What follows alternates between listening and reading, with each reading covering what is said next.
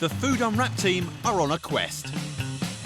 Travelling the world to reveal the truth about the food we eat. Wow, look at this! Alfonso!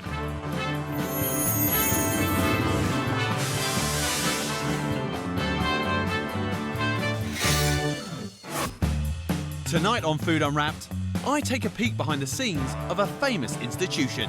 We have 400,000 litres of beer above your head. And where's the tap? Health freak Kate discovers what could be the ultimate superfood. It's basically a miracle food, isn't it? And human guinea pig Matt is fired up as he lifts the lid on the only English spice. That's strong.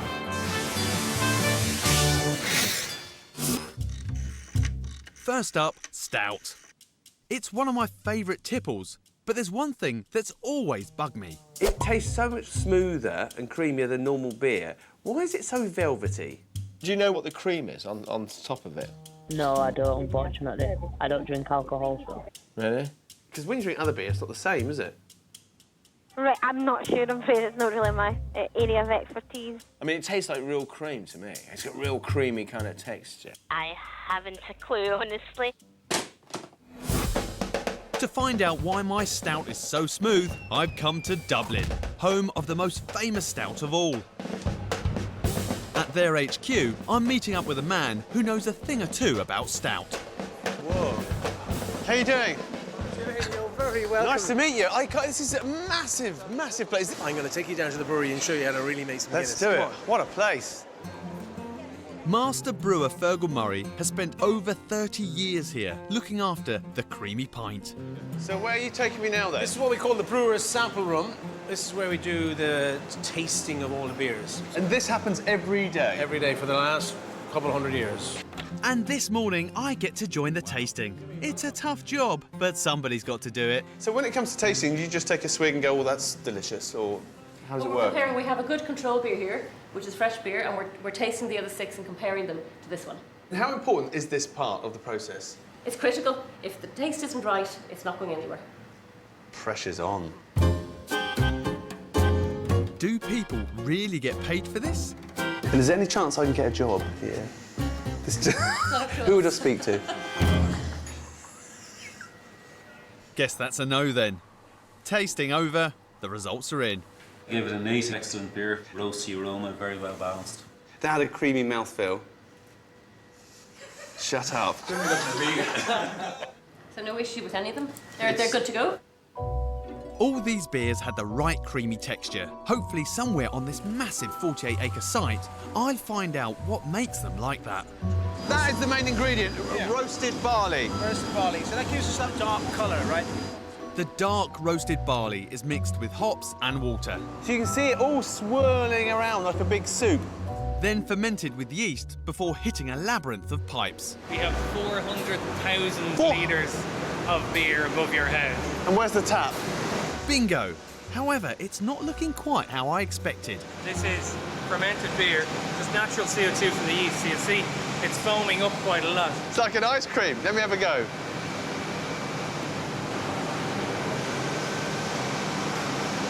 That is really delicious, but it hasn't got that thick, full-bodied creaminess that you get in the pub.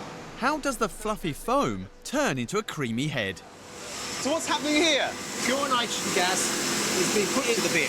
Nitrogen soluble, you're going to really put it in under high pressure at a low temperature, and then the nitrogen then combines with the beer. Right, so you're putting nitrogen in the beer. So the Guinness that I tasted earlier, the flat Guinness, this is now going to be totally different. Yeah, absolutely. This is the pivotal point. Bang. And so can I push any buttons? Oh, no. I thought I could just, you know... Just hold it here, quick. push a few buttons. So the creamy texture isn't cream at all. It's actually caused by nitrogen dissolved into the beer. Now for the freshest pint of stout I'll ever taste. Oh, my word. But it's the magic of the gas that gives you that texture. And then the smoothness of the nitrogen bubbles, and they coat the tongue. That's me done. Later, I discover how a gas can make something creamy.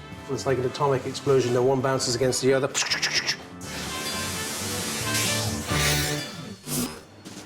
Next up, we all want to make healthy choices. But when it comes to fruit and veg, do we really know what's pick of the bunch? Buy two, get one free.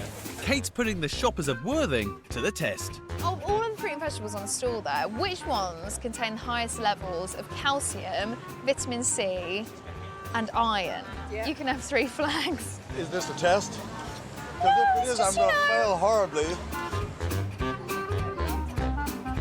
By and large, our guinea pigs went for the usual suspects. She's taking her time in the citrus section. But were they right? You thought that the oranges contain the most vitamin C out of everything there.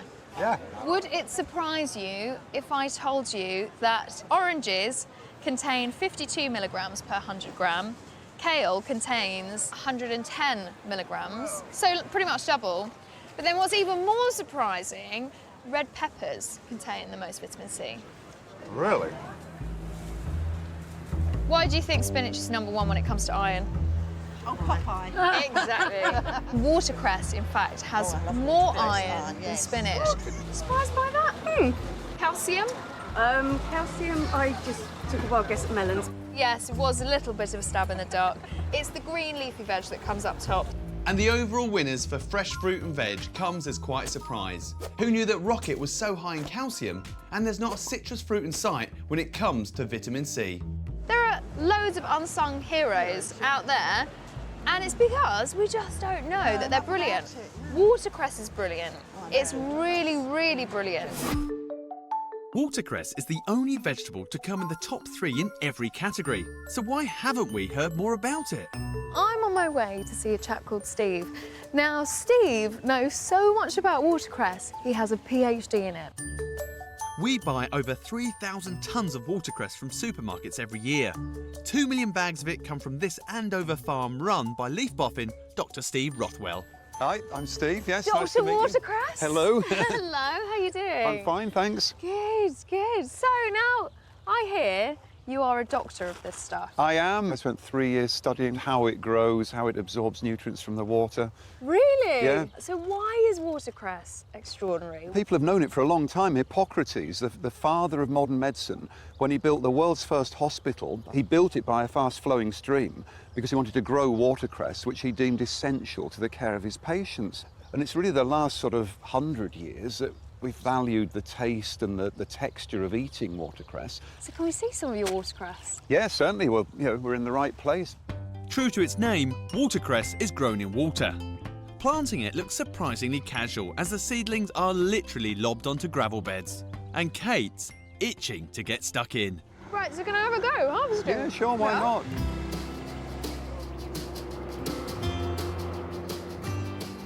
No seatbelt, but I've got snacks. Right, there we go. Am I doing a good job, Steve? You're a natural driver here. That's a lot of bags of watercress, isn't it? It is. I mean, you're probably cutting 20,000 bags an hour. I mean, it's a huge throughput. That is a lot of watercress.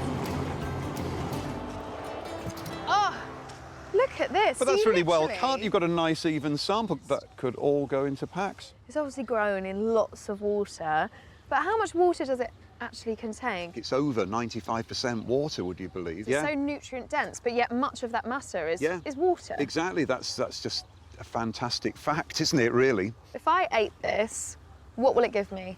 Well, you'll get a lot of vitamins and minerals, so more calcium than milk, more vitamin C than oranges. It's got a lot of folates. It's very high in zinc and copper, magnesium. It's got all those trace elements we need wrapped in with the sort of headline vitamins.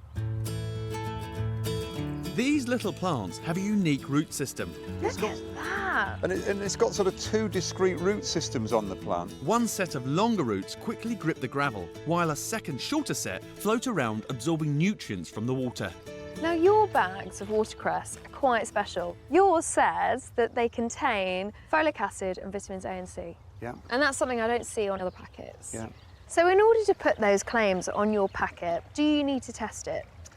Yeah, we do regular tests on the watercress just to make sure it is indeed living up to the claims. But Mainly, we rely on the fact that other people have tested it. And is your crop consistent? So, you know, all year round, regardless of where it's grown, does it still have the same levels of vitamins and minerals? Yeah, surprisingly so, really, because we bring some watercress in from Florida in the winter, and it's grown in very different water over there. We grow it in Portugal, we grow it in Hampshire and Dorset, and yet, yeah, the analysis is always much the same because the plant's a little chemical factory and it generally makes the same outcome, you know, whatever its raw materials. So regardless of whether I'm eating watercress from a bag that says on the side it contains vitamins A, C and folic acid, or I'm just eating it from a bag that's just kind of plain labels, just a bag of watercress, it will contain the same vitamins and minerals. Yeah, definitely, yeah. And we try to say as much about the good stuff in watercress as we can on packet, because we believe consumers want to know just how healthy it is. So if all watercress is essentially the same, why isn't its great nutritional message on every packet? Later, Kate unearths why most of our fruit and veg doesn't come with a health claim. It seems like the supermarkets are missing a bit of a trick.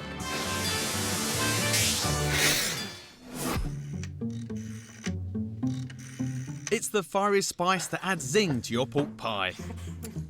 We Brits don't always see eye to eye with the French when it comes to food, and mustard's no exception. Do you know what the difference is between Dijon mustard and English mustard?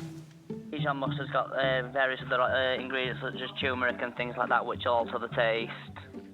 Right, so Dijon mustard's got turmeric in it. Dijon mustard is French. Is it all made in France? As far as I can see here, yeah. To find out what does separate these two spicy rivals, Matt's come to a farm in Norwich where they grow the seeds for both. Hi, Matt. Greg. Nice to meet you. Hi, Susie. Nice to meet you, Susie. Now listen, guys, I'm on a mission to find out what's the difference between English mustard and Dijon mustard. And apparently you two know a lot about mustard. We do indeed. Yes, that's right. Well, we're good at growing it. And how long has it been growing it in Britain? Well, since the Romans, I think. But certainly my family have grown for 4 generations, over 100 years. Really? So what have I interrupted you doing? So we're precision drilling Right. mustard seed. So if I show you the actual seed, Yeah. which is in the bottom, Okay, why is it green? it's coated with nutrients to help it along its way. It's 5 kilos of seed going on a hectare of this field, and it should, we hope, produce about 2.5 tonnes Really? of actual mustard seed, hopefully at harvest. Little goes a long way. Yes, it does. Did you want to hop on? Yeah, I'd love to. Okay. Well, I'm not driving it though, am I? Well, you can if you like. Really? Not sure I'd let Tebbutt drive one of my tractors. No hand! Matt's in Norwich on the trail of hot English and cool Dijon mustard. Hang on, I thought Dijon came from France. Hello. Hi there. Fiddling with your mustards. Yes. Hi, Matt. Nice to meet you. Hi. Innovation manager Kezia Burton-Wald has the answers. So these are the mustard seed silos. So once the seeds come in from the farmers, it gets stored in there until we need to dry it. Really? We can hold about 10,000 tonnes of white and brown mustard. Why do you need to keep so much? So that's all the harvest from that year. So that's yeah, the whole and then that harvest? lasts us for the rest Really? of the year. Yeah. Okay, okay. And then we move it along these pipes Right. into this building here, which is from the 1890s, Yeah, where it's looks it. dried. Cool. Right, where now? And we're going inside. All right, come on in. Wow, it smells like a mill. Yeah, you can smell the warm mustard seed as it's being dried. Yeah. And the equipment we're about to see is from the 50s, but it is the same process as they would have used about 200 years ago. This is how you run a multi-million-pound company. This is. So here we're taking out all the impurities that might be in the seed. Right. So we're just left with the pure seeds. It's a brilliant bit of kit. All the seed that goes in to make Coleman's mustard is combed through here. Can I try that or not? Go on. Make it upset you. Once you've got the husk off, then you should get a bit of the heat from the oils. Yeah? Yeah. Suddenly kicked in. Yeah. The sieved seeds are slow dried and sent for milling. This is the only mustard mill in Europe. Really? Yeah, all the equipment again is from the 1950s. Yeah. So what's going on here then? So this is where we're making the seed into the flour. So we've got a series of different rollers which are just basically removing the husk, so we can get to the kernel where all the oils are, which give you the hotness. Right. And then we're making that into a nice smooth powder. So you can see it's being fed onto the rollers, and then it smells great. It doesn't smell very mustardy though, I don't think. No, but it's Not quite like your spicy. musty, yeah. You know. It's still quite yellow, and then you can see So this is going to become mustard flour. Mustard flour. Yep. Can I try this? Yeah.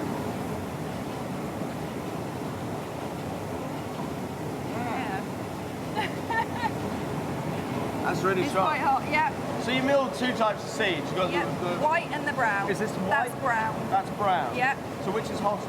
So the white seed gives you a hot instant hit, but it doesn't linger. The brown seed is more intense and more pungent. So that's what you get when you get the hotness up your nose. Right. So for instance, like when you're eating horseradish. Okay, so the brown is the Yeah, stronger one. yeah. So what goes into Dijon mustard? Brown mustard flour. Yeah. Really? Yeah. This doesn't add up. How come Dijon mustard is mild, yet made exclusively from the fiery brown seeds? So what gives Dijon that colour and that mild kind of taste? Okay, so the colour of the Dijon is basically the colour of the natural mustard flour, and then because we make it with vinegar, the acid in the vinegar allows less of the volatile oils to get produced. Oh, really? So you get a milder, mellower taste. So by adding vinegar, you're tempering the heat of the mustard? Yeah. Really? Mm-hmm. I mean, it's quite peculiar, isn't it? It's called Dijon mustard, and yet it's made in Norwich. Yeah, so traditional Dijon mustard is made in Dijon, but they may add grape mustard instead of vinegar for a more traditional recipe. Right. But yeah, basically, you can make it wherever. Curious. Right, now what about English mustard? Okay, What we'll can I say go and about have a that? look. We'll go and have a look in the back. Unlike the Dijon, Coleman's English mustard doesn't contain vinegar and is considerably hotter. Okay, so do you want to look in the back of mustard? Whew. That's strong. Oh my word, that really... Jesus. So what's giving it that? I mean, is it the lack of vinegar? Yeah, and the way we process it. And then in the English mustard, we put some yellow turmeric to give it a real vibrant Oh, colour. do you? Yeah, so just to enhance the natural mustard. So that would look the same colour as Dijon mustard if you didn't add a little bit of turmeric. And then in here you can see a blend of brown and white mustard flour. So the white flour would give you that sort of instant kick you were telling us about Yeah. earlier. So really the difference between English mustard and Dijon mustard is ever so slight difference in the seeds. You're putting a few of the white seeds in this. Yeah. There's no vinegar in this, which there is in the Dijon, Yeah, which that's right. tempers the flavour. Yeah. And the colour in Dijon mustard is natural, Yeah. whereas this has got a little bit of turmeric in it. Yeah. But essentially, they're the same. Yeah, they start off as the same product. Amazeballs.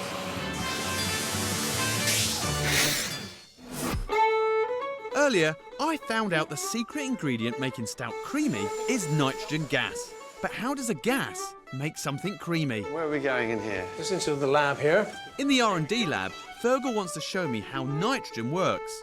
He's starting with a seemingly flat pint. So this is just dormant, okay? But it still has nitrogen dissolved inside. Nitrogen is dissolved inside, and now it needs to have an energy applied. So this is... Uninitiated nitrogenated Guinness, yeah. So, in other words, the nitrogen bubbles haven't been released? Nope. Put it on a little plate here. There's a crystal underneath that sends an ultrasonic wave. Whoa! The frequency has agitated the nitrogen bubble. It's like an atomic explosion. Then one bounces against the other. Waves of sound Yeah. has agitated the liquid, the nitrogen's been released, and you get this classic effect. Yeah. So you need energy to release the nitrogen out of the beer. Out of the beer, yeah. Look at that.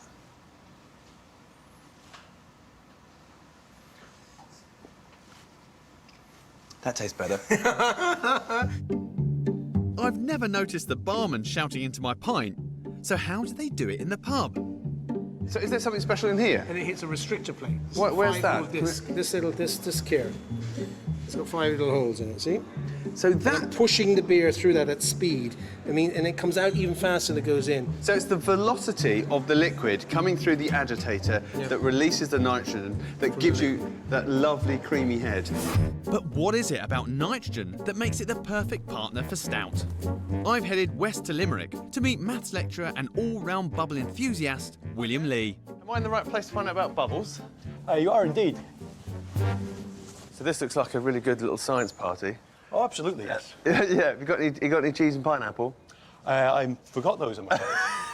So what is it about nitrogen that gives you that classic head on a pint of Guinness? In a carbonated beer, your bubbles will be gigantic, so 1 millimetre across. And that's because they're CO2? And that's because they're CO2, very soluble in water.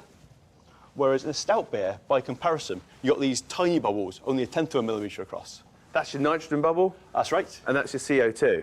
Exactly, yes. 100 million of those bubbles in the head beer. 100 million of these bubbles just in the head of a pint like that? Absolutely tiny. So over time, the gas is going to flow from small bubbles into larger bubbles. And then those very large bubbles are going to pop, and then the head will decay away. So nitrogen bubbles are slower to pop compared to CO2 bubbles? Exactly. Hence, the head lasts longer. Exactly. Got you.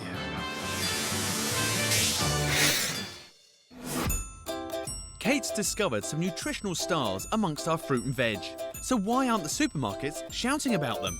She's invited marketing expert Mike Nicholas for a picnic to find out. Hello, Mike. See ya. Yeah, you too. Why is it that when I buy this bag of lovely watercress, it's brilliant, why doesn't the packet tell me so? There are lots of reasons that determine what goes on a pack, but I suspect a lot of it is to do with timing, because rewind a few years, anything to do with nutrition was really all about low fat, low sugar, low salt, that kind of thing. And so the whole idea of seeing what the vitamins are and how much fibre is a newer concept. Are fruit and veg the next step? Will we start to see these kind of claims soon? It's only a matter of time before you start to see those messages on produce as well. It seems like the supermarkets are missing a bit of a trick. There's no doubt about it. Consumers want to know more and more about what they eat. And I think it's perfectly valid what you say, that, you know, if you're thinking about what do I want in my salad, I know it's going to be all very good and very healthy, but actually I'm intrigued by the watercress message versus something else, then you'd buy the watercress. I mean, watercress beats iceberg, hands down. The supermarkets do tell us if a vegetable is part of our 5 a day, but it seems like common sense to us on Food Unwrapped that we should know what the main nutrients are in our healthy greens. So here's hoping the supermarkets will put more info on the labels of our fruit and veg.